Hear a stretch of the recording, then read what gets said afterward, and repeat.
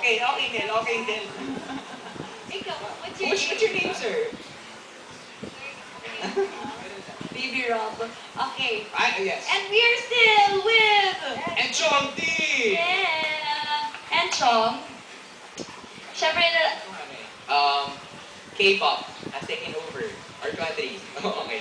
Ikaw ba, mahilig ka ba sa mga K-pop? Oo naman, lalo na kasi kakaiba yung mga dance moves nila, ibang-iba yung attacks nila pag pinapakita. Tapos of course, nanood ako nung nung concert ng Super Junior na talagang wow, amazing. Yung performance level nila from start to end, hindi bumaba. hindi bumaba. Wow! Pero Enchong, I think mali na sinabi mo yan. Kasi gigger boy ka, di ba? Mhm. Tapos kanina nagka-crumping sila dito. Can you show us some of your Patay. moves? Ayun! Enchong in the house! Okay. 2. Beatbox. Dapat gigger boy move. You crumping. Okay, pwede na.